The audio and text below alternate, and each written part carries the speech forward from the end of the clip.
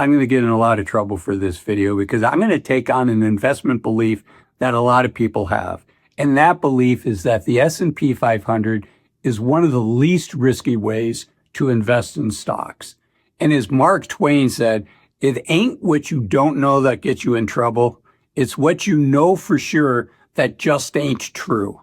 And I want to make sure you know what's true and you know what the facts are with the S&P 500. So let's jump in. I'm going to give you 3 things that a lot of people don't think about that I think need to be on your radar screen. And the first one is just how the S&P 500 gives you exposure to industries. You can see here by industry, by sector, this is the weight. And what I want to point out is that information technology is about 1/3 of the S&P 500, and financials are almost 15%. So between the two, that's almost half of the S&P 500. About 45% of the S&P 500 is information technology, tech stocks, and financials. So that's the first one. You can stop the video as we scroll through the other sectors if you're curious what other industries. The second one is let's look at what percent of the S&P 500 is made up of the top 3 stocks, which right now is Apple, NVIDIA, and Microsoft. And you can see that those 3 stocks represent, almost 20% of the S&P 500.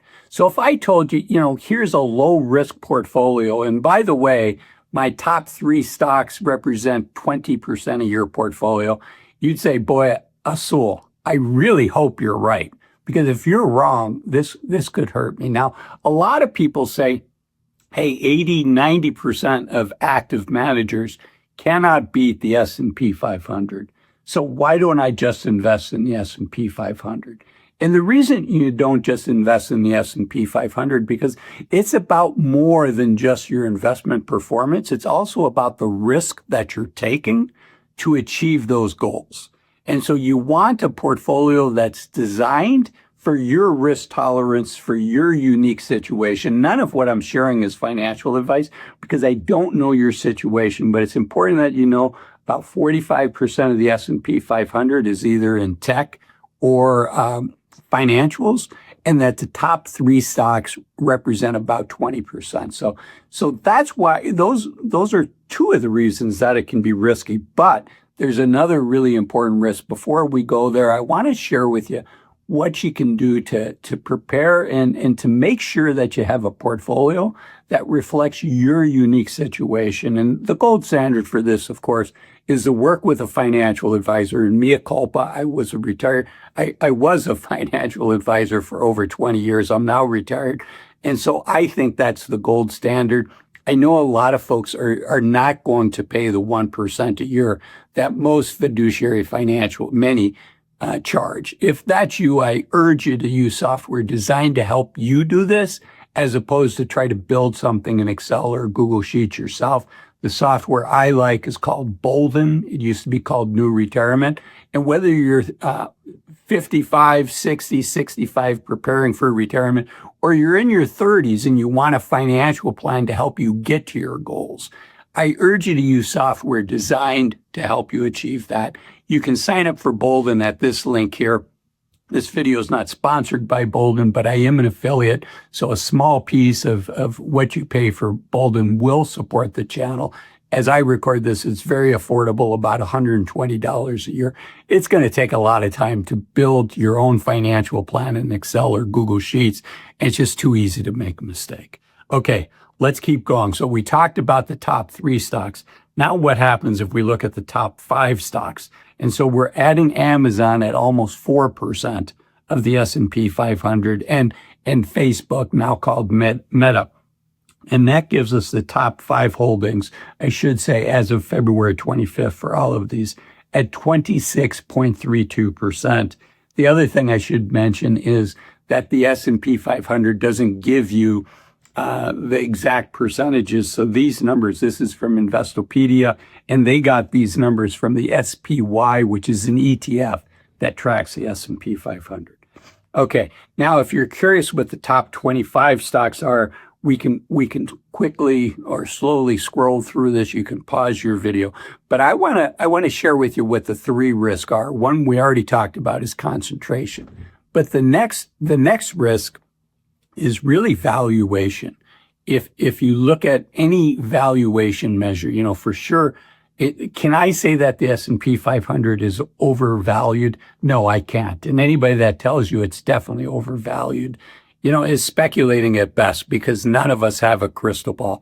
Full disclosure, I used to have a crystal ball, but it's got a big old crack in it now. So, none of us have a crystal ball. But from a valuation standpoint, at least historically, the S&P 500 is at a fairly high valuation. Now, is that merited? It might be. I don't know. One of the things that I think might support a valuation where we're at now is with the coming of artificial intelligence and the traction that artificial intelligence is gaining for many companies. One of their top 5 expenses is going to be their labor cost. And that's the way it should be. But I do think that much like personal computers helped us in the 80s to increase our productivity, allowed each of us to get more done in a day. And then the internet did the same thing for us, 15 years later. Now we're 30 years later, and I think AI is doing the same thing. It's going to dramatically, I think, allow us, people that are good with AI, to get more done than they would have been able to otherwise. I know a lot of us have already seen that. I know when I do research for videos like this, AI can help me.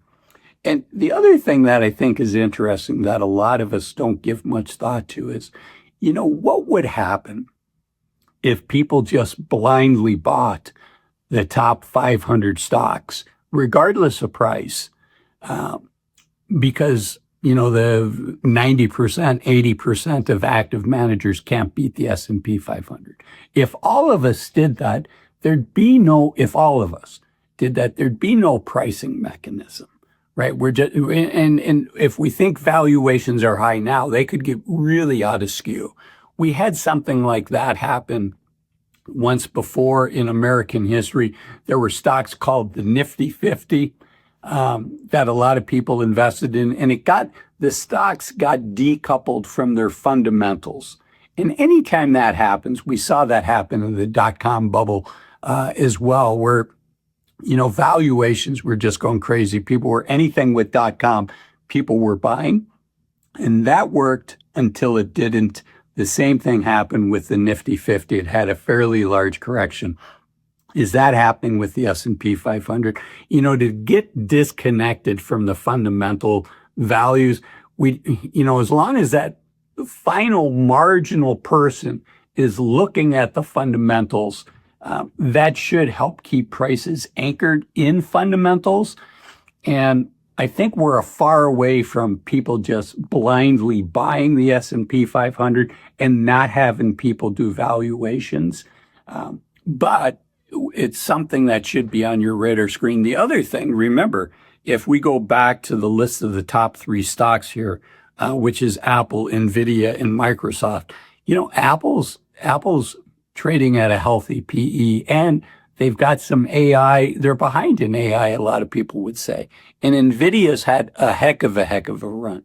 So with those 3 companies representing as much as they do, almost 20%, it's worth thinking about whether just blindly putting your money in the S&P 500 makes sense. Now, does the S&P 500 make sense as a part of your portfolio? I don't know. Again, this isn't financial advice, but for me, the S&P 500 makes sense for a part of my portfolio. But I'd be nervous if it was 100% of my stock exposure. I hope you liked this video. If you did, the YouTube algorithm says this is the next video of mine, specifically for you, that you should watch next. Thanks for watching this one. Bye-bye.